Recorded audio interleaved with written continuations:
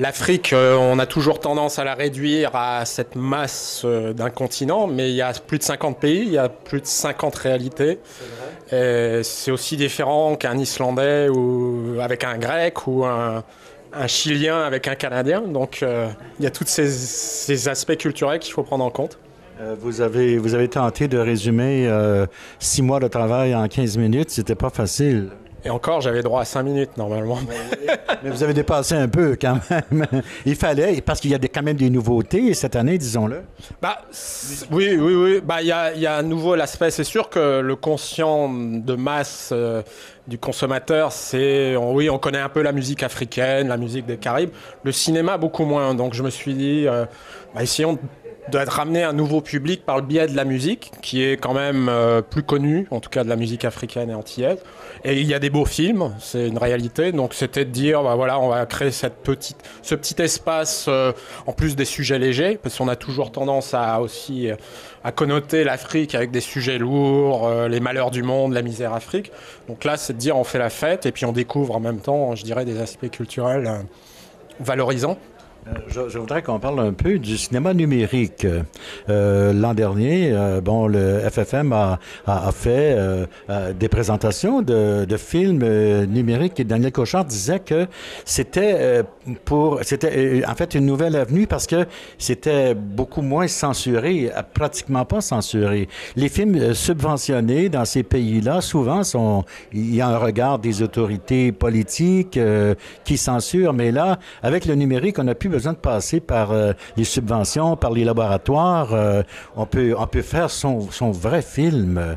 Et là, il n'y a pas de filtre. C'est sûr que la production dite classique, lourde, pour l'Afrique, en tout cas l'Afrique de l'Ouest notamment, c'est une industrie, une économie de financement qui passe beaucoup par un cahier des charges bien précis.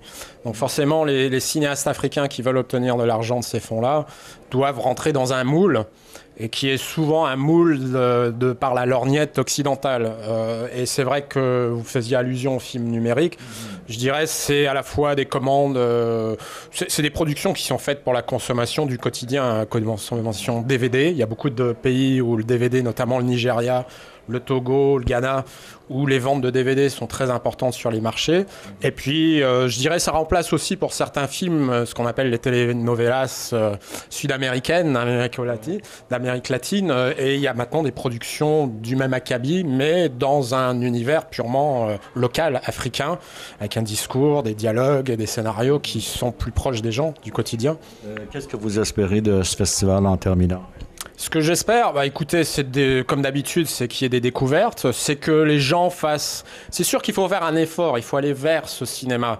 C'est pas un cinéma qui vient vers vous parce qu'il n'est pas connu, il est inexistant sur la place nord-américaine quasiment, à part quelques exceptions.